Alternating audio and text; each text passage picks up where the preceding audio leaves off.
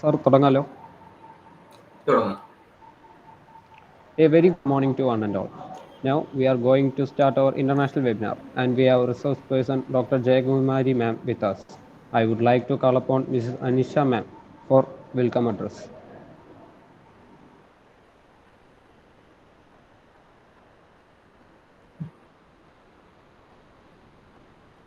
Please mute on.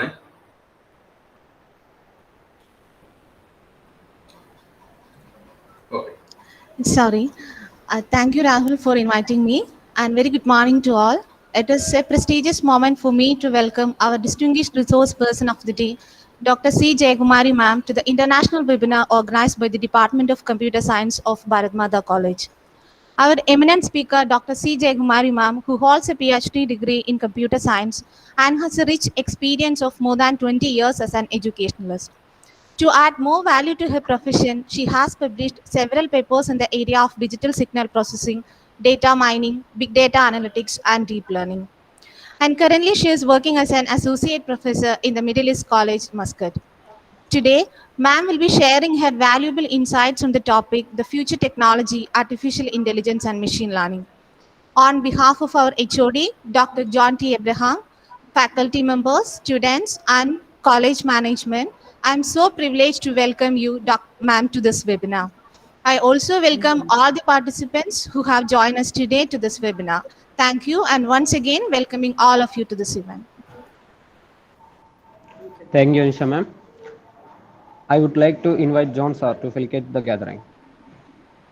Very good morning, respected Chief Guest Dr. C. Jayakumari Madam, Senior Most Faculty Joji Sir, respected dignitaries, delegates, and distinguished guests of this international webinar organized by Department of Computer Science, Bharat Mata College, Trikakara.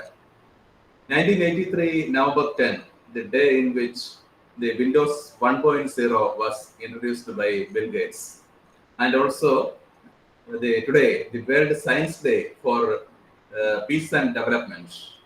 It is an international day that highlights the importance of the science and in science and society, and is celebrated each year on November 10. It also highlights the need to engage the wider public in debates on emerging scientific issues. Basic objective of celebrating this day is to propagate the message of the importance of science and technology and science and its applications among the people. This year, 2021 theme is Future of Science, Technology and Innovations, Impact on Education, Skills and Work. That is the main theme. We have an apt personality, Dr. C. Jayakumari Madam, who is the international speaker of this day, to bless our occasion today. Wish you all a wonderful day. I remain. Thank you.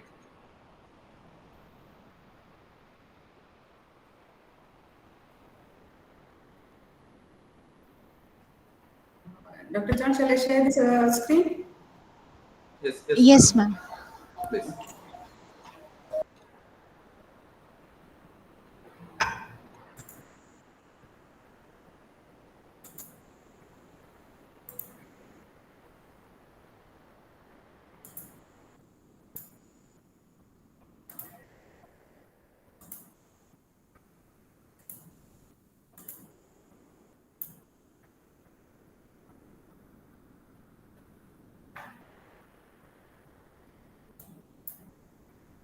I hope it's shared. Yes, madam, we can see. Okay. So good morning, one and all present here, especially the younger generation students. Good morning. So first of all, I would like to thank Dr. John for inviting me for this particular event. And it was a wonderful introduction. So John is known to me for many years. So when he told me about this, I said, okay, let me take this opportunity to address the younger generation of Bharat Mata College. Okay. So the topic is the future technology, artificial intelligence and machine learning. So as I introduce, I'm Dr. Jaykumari, working in the Middle East College, Muscat, Oman.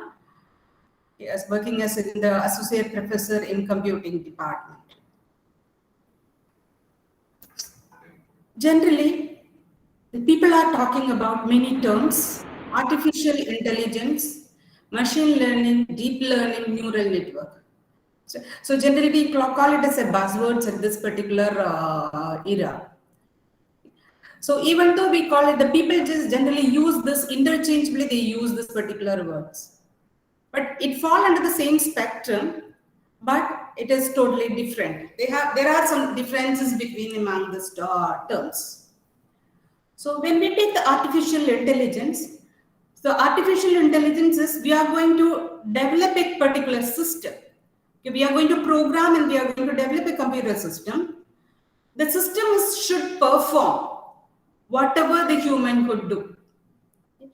And then that means what we are going to simulate the intelligence of the human being. So when I say the intelligence, the human being can think, react upon the environment, take new decisions. It is not that what we program, it just give whatever we program, the output is the same. No, the human beings has got the intelligence to think, react upon, okay? And react upon to the environment and take the decision upon that. Whenever new problems come across or new scenario come across, so human beings have the capability to take the decision by their own. So is it possible for the system to do that? Okay. So for that, what do we require? We require many data to be fed onto the system, or we have to generate the particular system, or we should make the machine to learn from experience. How do we take the decision? We take the decision only from our experience. For example, let us say that we are touching on the fire, right? First, maybe a small baby or a baby might go and touch on the fire, but second time it think twice, right? Because it will apply the last time what has happened. So we take the information from our experience. We learn from the experience. So we should, the same way we should make the machine to learn from the experience. And when new input come across, it should behave according to that. For example, let us say that we are going out. Okay? And then when I go out, I just watch the environment. Okay? Will it rain today? Is it cloudy? Okay? So if it is cloudy, what has to be done? If we think the rains, we have to carry the umbrella. Like that, we have to learn from the environment, and human beings learn from the environment. It takes new decision accordingly. The same way, the machine also should do that. So in artificial intelligence, we can feed the system with many data. How do we get the experience? We get the experience from long years, right? The same way, the system also should learn that. So how does the system learn? System will learn from the data what we do. So in order to take a good decision, the system should be trained. We call it as a train. The system should be trained with lots of data.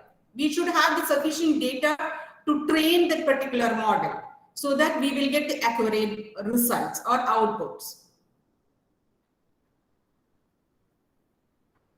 I'll just get back to this one towards the end. Okay.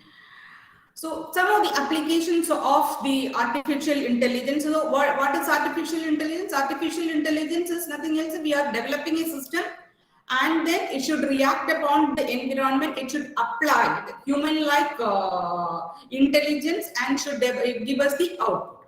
Okay. Let us see some of the applications of the artificial intelligence. So everybody knows about the robotic kind of robots, right? So robots, it behaves like a human being. It'll apply the vision effects. It can recognize some of the objects, and then it'll give us the output.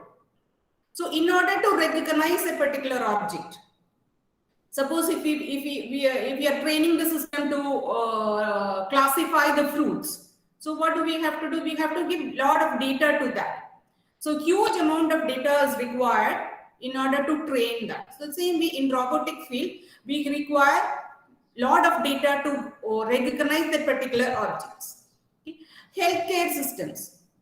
So, the artificial intelligence has been applied in the healthcare system, and especially we know that during the pandemic situation, so a lot of research came across because of the coronavirus. Okay. Predicting whether the particular person has got the coronavirus or not, or what are all the symptoms associated with that particular coronavirus, and they have found out many classification under that. So then the next one is, how does it help the marketing? Okay. It will predict the future. Depending upon the current data, it will predict the future, whether they can invest on a particular product or not. Okay. Whether the customer will buy the product or not. So like that it can be applied in the marketing. And analysis, lot of analysis about the data can be done. So these are all some of the applications available. So one of the most popular robot is Sophia robot. We call it as a humanoid robot. So if you look into that particular picture, it looks like a human. It has got a camera inside its eyes. It can sustain the contacts of the people for some time. It can talk to the people. It can recognize the individual. It can respond to your queries. And it can move around. Now, at present, they have added more features into that. And it is an evolution. It is not that they came up with the current robot. So it is an evolution. Okay? And it can emulate 60 facial expressions. Okay? So in order to do this, how do they understand that? So when you suppose if you get into any website, they say that you give some data to verify that you are not a human robot. So what do? They collect the data. So for the robot, if it is not a robot, what are all whether you can recognize the pictures, identify the same pictures, identify the cars available from that. Okay? So if we generally give the information into that, but they are collecting the data from the people to do some kind of artificial intelligence over there. So in this, the Sophia is one of the popular robot which can recognize the facial expressions. Okay, so it says that it can simulate more than 60 facial expressions. Now they are thinking that the next version, how the Sophia can be involved in the healthcare sector, customer service sector, and then therapy and education, how it can be applied. So these are the other day-to-day life. We have seen that many applications. So I'm sure that everybody would have heard about this Siri, Alexa. Okay, so youngsters are very fascinated about the mobile phone. They buy the mobile phone with the fingerprint or the facial. They should lock the mobile phone with the facial photos. Okay. So all these things are nothing else the application of artificial intelligence. So we do have a self-driving car. The Tesla is the self-driving car. So when the driver gets into the car, it'll give you the destination. Car takes you over there. So in between, whatever come across, it'll handle by itself. So the signals and any obstacles that comes during the driving, it should stop the car. Suppose a baby passes across the road, it should stop the car by itself, or it should analyze upon the busy roads. If to many ways to take you on to a particular destination, do the route optimization, and it will suggest you there are many ways to go into this particular destination, and you can choose the best among that. So best among that, it depends upon various parameters, right? Whether you want to go safely, whether you want to go on time. There are different parameters are available. You can choose that. So it will give you the options for that. So the same way Google Map, or there are many kinds of maps available, which helps you to pick up the routes from a source onto the destination. Okay. These are all the things are powered by artificial intelligence. So day-to-day life, how do you use it? So mobile phone, already I have told you. Surveillance system. So facial expression, iris recognition. Some of the airports, they use the iris recognition. Some of them, they use a fingerprint recognition. So electronic gates, people can pass on to the electronic, they scan your boarding pass and then they'll allow you to go into the gates. They scan that. So for scanning, fingerprint, iris recognition, and navigation, already I have told you. So it can be applied in the e-commerce business as well as the banking sectors and smart homes. Banking sectors, so they will take the history of the customers, and then they will check whether that particular person can give the loan to that particular person or not. So it will pick up the old histories of that particular person, what is the history of his repayment for a particular loan. So they are calculating the risk associated for approving a particular loan. And then smart homes, there are many ways in which the kids can be engaged if the parents or the mother or father is not available at home. So it helps the cleaning work of home. So like this, in every day, wherever you turn, you can see that artificial intelligence applications. So the artificial intelligence, the major sectors which is covered, it's almost all areas, the artificial intelligence has been applied. These are some of the areas, applications where it can be applied. So, but when we talk about it, as I told you, it is a buzzword at present. But this has been developed long time ago. So you can see here 1950, actually this started with talking about the artificial intelligence. The first chess program was introduced in 1951. And actually in 1956, the John McCarthy has coined this particular term, and he has put a question that, is it possible for a machine to behave like a human? So that is why the term artificial intelligence is coined. And 1960, the first robot was introduced, and this chatbot what we see at present in everywhere, it is 1961, the ELIZA chatbot was introduced. 1997, the IBM has come out with another application for Deep Blue. And it is the next one is Stanley in 2005, and 2011 IBM's question and answer session has come into that. That has become a very huge break in the field of artificial intelligence. So you can see that even though we talk about the artificial intelligence very recently, but it has been there for quite a long time, but it was not so popular. Why? Because we don't have enough data at that particular time. We don't have the resources. We don't have the internet facilities to capture the data from the user. And we don't have the enough resources. The huge memory capacity was not there. Even if it was valid, it was very costly. So people could not afford all those things. So it was, even though it is coined long time back, it has not come to the world like as of today because of the data, resources, and the WWW, okay, World Wide Web, so internet facility. So when everything has come into the right time, so people started making use of the artificial intelligence in a broader way. So as it introduced initially, AI, ML, DL. Okay, what is the difference between AI, ML, and DL? So can I talk it as ML as AI, DL as AI, or AI as ML or DL, okay, deep learning.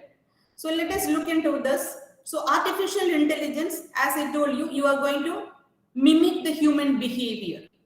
So when I say mimic the human behavior, think like apply the logic, okay, take the decision. So machine should be able to do that. So when we come into the artificial intelligence, it has got two subsets. Okay, one is the machine learning and the deep learning. So machine learning and deep learning are nothing else the subset of the artificial intelligence. So super subset is going to be the artificial intelligence. Within that, we have got the machine learning, and next to that, it is going to be a deep learning. So what do?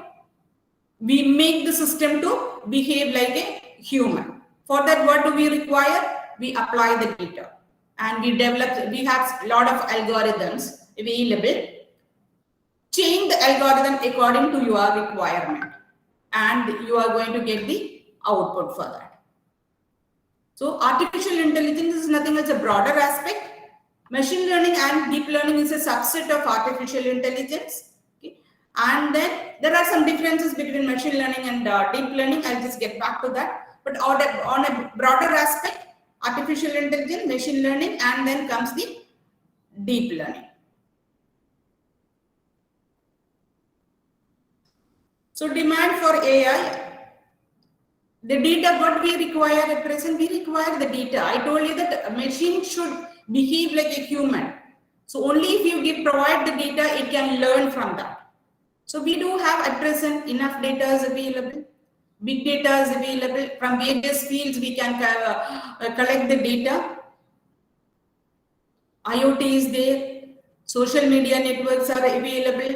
Okay. And then you can store it. The storage capacity resources are available. Cloud platform has come across. So you can buy whatever you require. You can store huge amount of data over there. And there are a lot of algorithms available. Better algorithms has evolved. So you can make use of the better algorithm to give the correct, accurate result or better accuracy in your algorithm. So when I talk about that, generally we can say that data has become gold at present. It has got lots of value for the data. We have lots of data available. So we need to pick up the insight from that particular data. So industry has understood the use, what is the use of such data, how what they can do with this particular data in order to improve their business. So people, all the industry they have moved on to the direction of collecting the data, and then after collecting the data, the data may be collected in different ways. So maybe the social network, they can gather the data. As I told you, when you log into anything, you are saying that you are not a robot. So they are collecting the data. You are posting many photos on FB, Instagram, etc. So that also they are taking it up. Okay, you are putting lot of blogs, and the Facebook, you are posting so many things. They are taking your data, whatever you have posted, they are analyzing upon that. So we are going to, so using all these things, database is created. If you post the pictures, the image database is created. So worldwide, they are collecting the data. So how do you say that your algorithm is best? So if you look into that, worldwide, there's an image database called as ImageNet. So wherever you collect that particular data, from wherever, any source, if you collect the data, what they do, they put it in the single umbrella called ImageNet. It's a database. Okay. The database contains around 14 million images on different categories. So generally, anybody do the research, they can just go and explore onto the ImageNet to get more data, and then people are using the ImageNet to standardize the algorithms or check the accuracy. If everybody use the same data, then you can claim that you have got the better result for the particular algorithm you develop. Any data set, so as I told you, there are a lot of data available over there in different categories. You can pick up any data of your choice according to your domain is concerned. But when people talk about AI, but actually what we have, there are different types of AI is available. So we call it as a demystifying of AI. Actually, we don't have the actual AI till now. So this AI can be different, categorized as artificial narrow intelligence and artificial general intelligence. So whatever application at present we have, we call it as an artificial narrow intelligence. Or one point or the other, there is a human requirement there. But when does this become artificial super intelligence? If you can develop a particular system, what above the human being can do, then we call it as a artificial super intelligence. So whatever at present available, all the application which comes under the artificial narrow intelligence, so including the self-driving car, we call it as a artificial narrow intelligence. So above the human being, if you develop an algorithm which gives us the accuracy above whatever above the human beings can think about it, then we can call it as an artificial super intelligence. We expect that 2040 we might go into that particular stage. So I told you the machine learning, it is a subset of artificial intelligence, and the machine learning, it makes the system to learn and take some actions. So to do that, it is taking the data and it is drawing some insight from the particular data, and then or we give some input into the machine learning algorithm, then the system does everything by itself. So the difference between the human being and the machine, why we are involving the machine to do the task, because the humans can make maybe the 1% of mistake may be possible from the human being. But if you train the system properly, the machine does whatever you ask to do. So the errors, minimal errors possibility has come down. And then we cannot work more than 14 hours, but system can. So we become tired. The fatigue is not there when you give it onto the machine. So the machine can perform more data or more complex data it can handle, more time it can evolve in the prediction or the training, testing, etc. And but in machine learning, there is a minimal interference of human. So let us look into the machine learning algorithm. So this the first top part, we are going to go for a classification of vehicle, or you can see the classification of car. There are different types of car available. Give an input, you must say that what type of a car is that. So we are giving the input into the system, but in machine learning, what do we give? We give the features of the car as an input into the system. What is the color of the particular car? What is the model of that particular car? Okay. What is the engine? It's like that we can give a lot of features of that particular car into the machine learning to teach the system about the car features, about the car. Okay. Then we give a lot of data like that.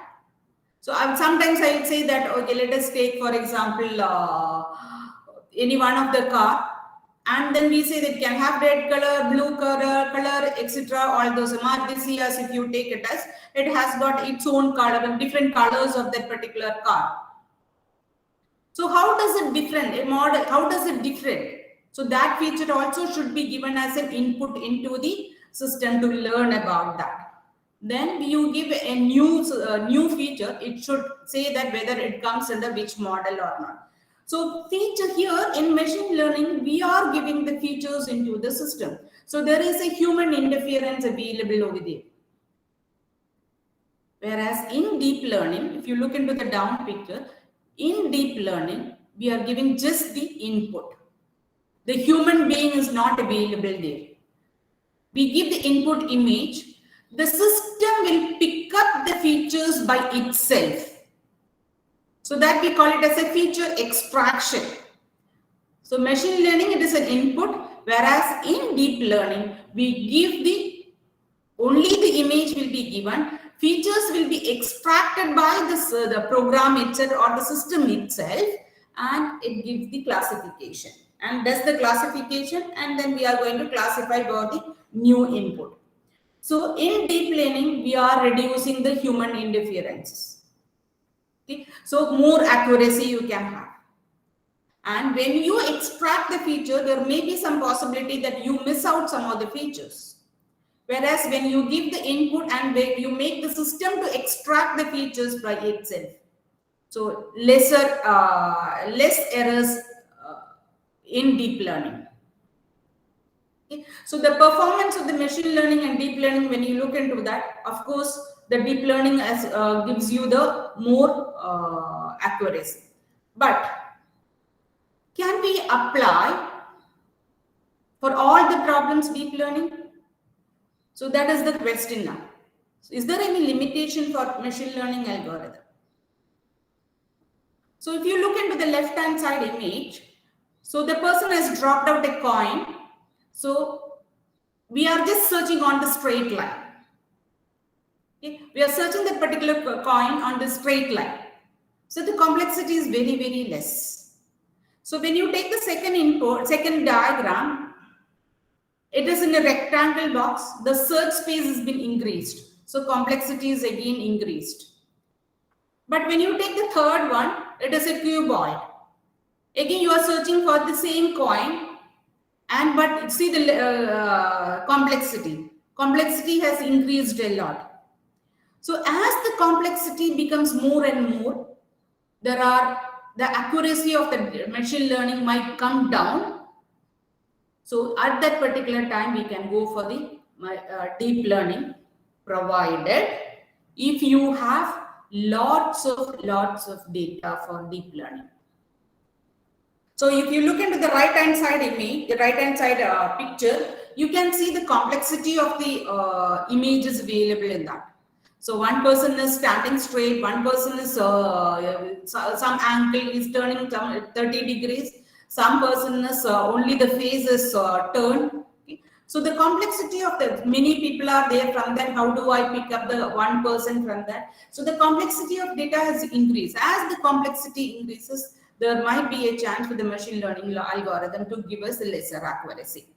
So that particular time we can go for the deep learning. Again, one of the major difference between machine learning and deep learning is the data.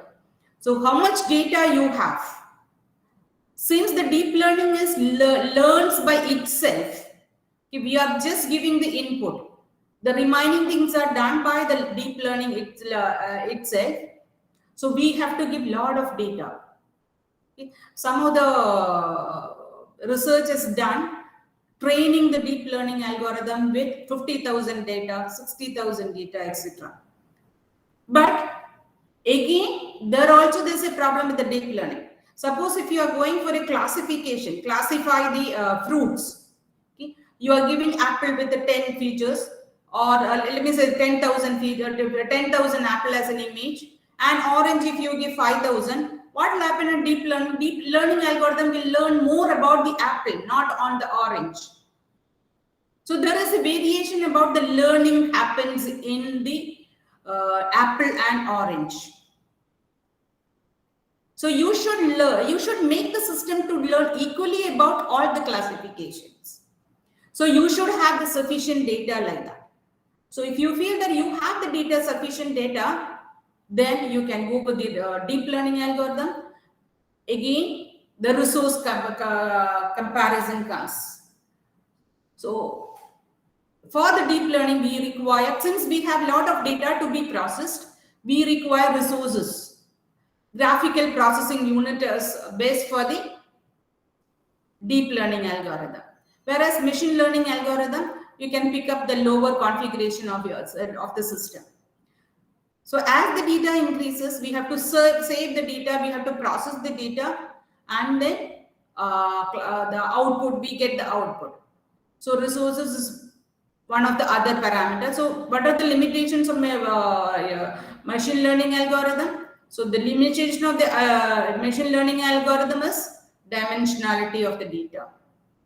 If the dimensionality of the data is very complex, you should move on to the deep learning algorithm.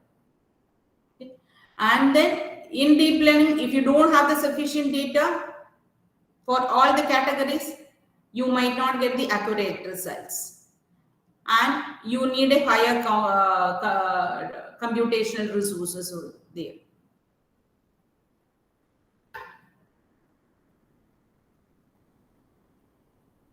So there are a lot of machine learning algorithms available. So the category of machine learning algorithm available. So depending upon your requirement, you can select the learning algorithm. So I'm not going deep into this machine learning algorithms at present. So as I told you, the deep learning algorithm. So the machine should behave like a human. That is what the first sentence, right? Machine should be able to think about like a human. So how does our brain functions? A brain functions like a neuron. We call it as a neuron. So what is shown here picture is nothing else a neuron. This is the biological neuron. How every human being's brain looks like. Okay? So we have got something called a nucleus over there. Okay. Nucleus is the main part, and then to the nucleus we are giving the informations. The informations are fetched through the dendrites. So that is, the information is nothing else, we call it as a signals here. Signals will be received through the dendrites and it will pass on to the neuron. And then if this signal, like this neuron, this is one neuron, like this human being has got lots of neurons. Okay? Every neuron can be connected onto the other. So, and everything put together, we are taking the decision. How does this neuron is connected onto the other neuron? Like this, every neuron collects the information.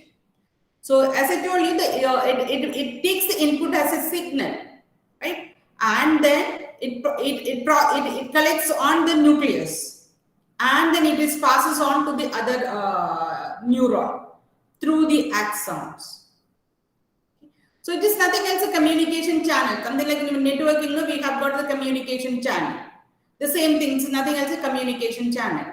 Okay. If the particular signal has got strength to pass on to a particular distance, then only it will pass on to the other neuron.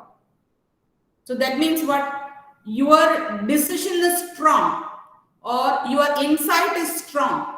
That input can be passed on to the other neuron. And same way, the other neuron will also collect information and it passes on to the other neuron and totally take the decision. But if you are in a dilemma position, you are not able to take the decision. So these neurons will not fire. We say that neurons will fire. So this neuron will not fire because you are not, your thinking is not very strong. Okay. So it should pass through a certain level. Then only it will get fired onto the next one. So this is nothing else a biological neuron, how the human brain functions. Okay. The same way we have got artificial neural network. The same thing mimic using the artificially we have formed a neural network. That is why we call it as an artificial neural network. So what do we collect here? We collect the information, right, through the dendrites. The same thing we are doing it as an input layer. So dendrites are nothing else here, input layer. And then we have got processing is done. Where does the processing is done? Inside the cell body, some processing is done. So we have got hidden, we call it as a hidden layers. So input layer, we collect the information. Hidden layer, we process it. And then we will pass it on to the output layer. The last one is nothing else, an output layer. So input layer, hidden layer, and then output layer. So sometimes we think twice because we are not happy with the decision what we have taken. Or let us say that I'm classifying apple and orange. The classification of apple accuracy is very less, or I didn't get as I expected it. So what that means? But some error is available. So you know your expectation. It is your expectation, but you didn't get the result as expected. So that means there is a gap. That we call it as an error. So what do you have to do? You have to correct that. Where you correct it, you come back into the initial position. You change the features or you change the values over there. So you are coming once again, you're coming back. So that comes a backward propagation. We are propagating once again to the backward, then we are going forward. Okay. The first one is the forward neural network, artificial neural network. And then if you take the third picture, second one is also forward. If you take the third one, you can see that backward, there is a direction available. So it is a backward, there you correct your errors available. And you keep doing this one until you get the correct desired output. So as I told you, it gives the input, it does something, processing. This processing is nothing else, we call it as a initial stage. We have to train the system. Okay. And then training should be done. How long it should be done? Until we get the correct output. Okay. And then you test it. So I have got a system. You test it with new input. And then check whether you have got the correct results or not. So there are different types of neural networks available. Okay. And then it depends upon your application. You can choose the type of neural network you require. The next, when we come into the deep learning neural network, okay, so deep learning is also it's based on the neural network. So we have a lot of other latest things available, convolutional neural. One among them is the convolutional neural network. So in convolutional neural network, okay, so here I'm going to classify cat and dog. So even though we give the image, input as an image, but the system will read it as a matrix. Okay. Every pixel has got its own value. So the image, even though we give it as an image, the system will pick it up, it will be converted as a matrix. So the value will be given there. Okay. So before we train the neural network, we give the features into the neural network. So in deep learning algorithm, we pick up the features. So there are many steps involved before training the algorithm in the deep learning concept. Okay. So there are a lot of steps available like pooling layer, max pooling layer, like that, or a dense layer, like that. Lot of technical layers are available in deep learning. Pass all those layers and then you give your input into the neural network. There comes the training for the neural network training will take place and you will get the result of that. So deep learning algorithm, if you take deep learning, and nowadays almost they are going into the Google and all totally into the deep learning algorithm. Okay. So it has got a predictive search engine. You put something into the Google, right? So when you search it, if you put the one word itself, you are going to get the next one. Okay? And there are a lot of recommendation systems available. So if you put something in the Amazon, you go and search something on the Amazon. So you can see the down part, this product also may be interested for you. Okay? So you need not search once again.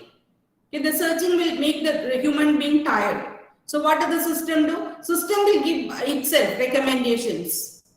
So how do we get that? It's only through the application, artificial intelligence application. So it is one thing is that you need not search. Okay, so you will not get irritated. So sometimes some people will drop out of that, come out of that. Okay, let me search after some time. So in order to also they are losing their business. So in order to increase the business, in order to improve the business, what do? They developed a recommendation system. So if you search for neural network book, so you put some author over there, and then you will get that book. Along with that, it will give you some suggestions that the people like you has purchased these books also. So you feel like buying that, right? Or this also may be useful for me. So let me order more than one book. So the business is increased there, and you are also happy. So win-win situation. So that is why the recommendations is lot of recommendation systems, and then virtual assistants. Everyone are using nowadays. Maps are everybody are using it. Okay. So these are all some of the applications of deep learning. And if you take the China, they have developed a face recognition system which gives almost the equal accuracy. They collect the information. They collected the information from entire world, and they have created an image recognition system.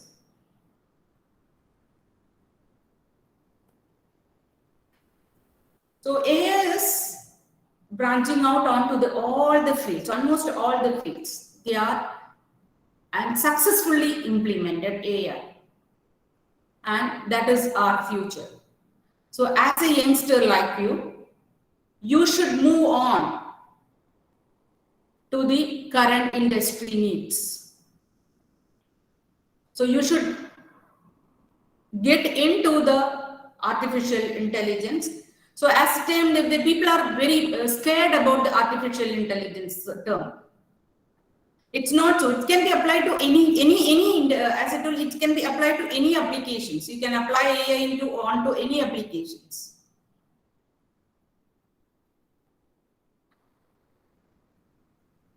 So these are some of the other applications of deep learning: image recognition, natural language processing. Natural language processing, suppose for example, simple example is we are communicating in English, translate to Malayalam or translate to any other language. So prediction. So for example, let us say that you have given your marks and your entrance marks, okay? Or your entrance mark, what is the chance of getting you into the one course? So you are predicting it. And it is applied in the medical field, drug discovery, and robots. Everywhere it has AI has been applied. Okay. So when we talk about, so this is just general information about the artificial intelligence, machine learning, and deep learning. And then, in order to implement that, what should I do? What should I learn? So the Python is the most widely used language for the artificial intelligence because it has got lots of library. It's a free open source software. Okay. So because of this inbuilt capacity, people are using Python very widely, but it is not so. There are other languages also available, but most widely used is going to be the Python. And so people, as I told you, students like you should get into that and learn about the Python. There are a lot of free certification courses are available, and you know the value of certification at present. Okay. So when you do your course simultaneously, you can register yourself into the free open source certification courses. AI, artificial intelligence, machine learning, deep learning, data science, or Python course. So AI investment in 2030. Okay. So I have just picked up for the Middle East economics. So you can see here, China has invested 26.1%. North America has invested 14.5. Arab nations has invested 13.6. Like that, it shows that AI investment in 2030. So that is what I say, that the future is on AI. And people are happy with that. So since we are drawing from the data, we are drawing a lot of information inside, and that insights are used by the managers to improve their business. So the investors are also happy with that, and people are ready to invest on it. And the worldwide value of AI. So this graph gives you the worldwide investment on AI. So you can see in 2025, the decision support or augmentation system, so it is on the higher side. Okay. And almost they are investing on the millions of dollars has been invested on the artificial intelligence. So okay, I had learned about this, I've invested, I have got the certificates. So how does it help for my job? So in 2022, there are 133 million jobs available, and then top emerging designations available: data analyst and scientist, machine learning engineers. So you can see the big data specialists, big data engineers. So you can see on top, you can see that data analyst and engineer, scientist, artificial intelligence and machine learning engineers are required at present.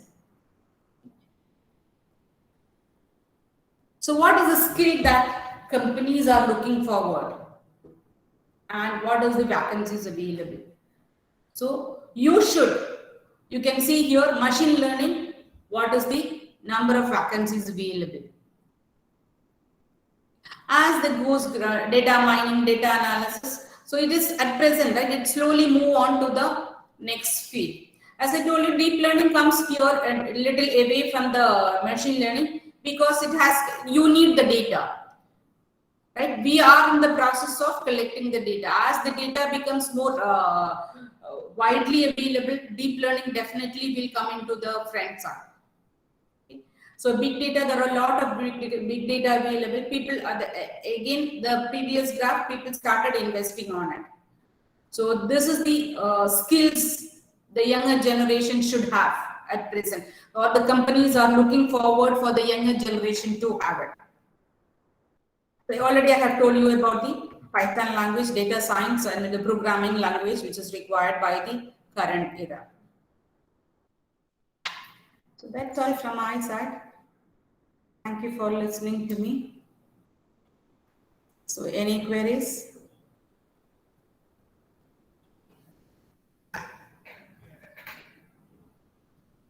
Students, you can ask any queries to Madam.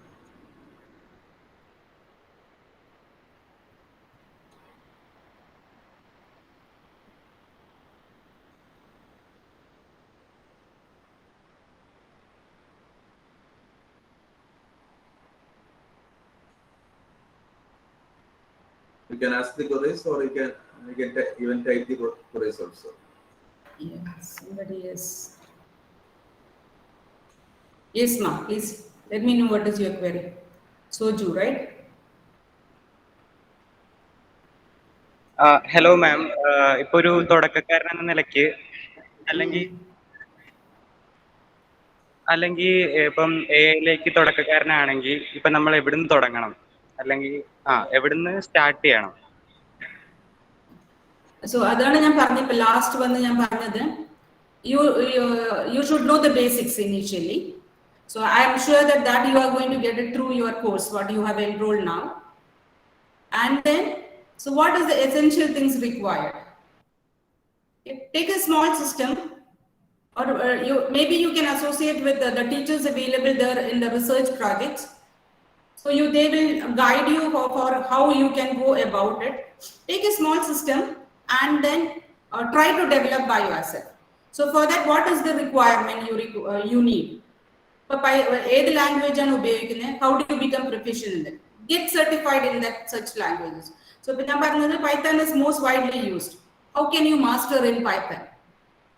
So the last week I have seen a video. Is a boy around maybe 29, 30. He is working in Google. So how he has got into the Google? It's a separate video is available in YouTube. What is this journey to get into the Google? So initially he started with analyzing upon the industry, what is the industry requirement, and then he understood the industry at present require artificial intelligence. To master in what artificial intelligence, what you should know? You should know the basic concept. So the basic concept, and then how do you implement that?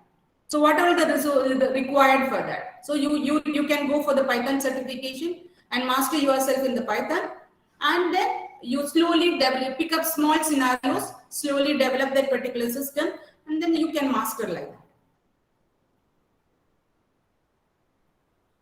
So it's not that your curriculum should have all these things.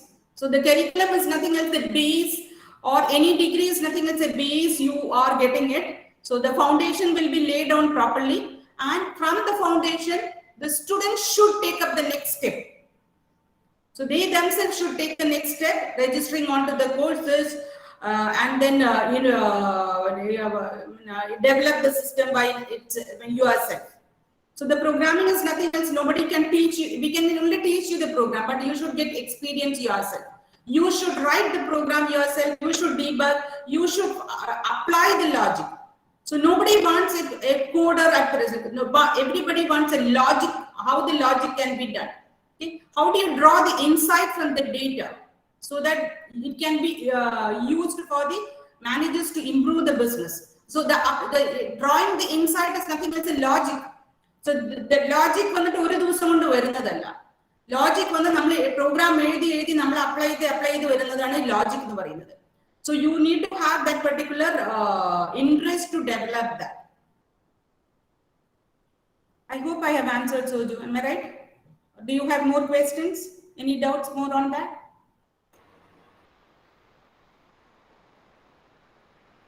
No, ma'am. Thank you.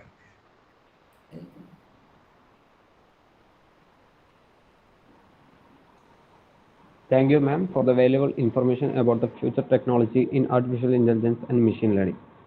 Now, this is the time to express a word of gratitude. So, let me call upon Mr. Omar, student representative, for the vote of thanks. Good morning to one and all present here. Honorable Chief Guest, Dr. C. Jayagumari, respected HOD, Dr. John T. Abraham, respected faculties and all the students. It's an honor for me to get the opportunity to thank you all on behalf of the Computer Science Department of Bharat Mata College. I would like to express my gratitude to Dr. C. Jayagumari ma'am to take out her time from her busy schedule and lend us her valuable knowledge on artificial intelligence and machine learning. I also want to thank our HOD and the teachers for their continued help and support throughout the webinar. Thank you for making this a successful webinar. Thank you so much. Once again, I use this opportunity to thank each one of you for sparing your valuable time to be here with us. Thank you. Thank you, madam. Thank you.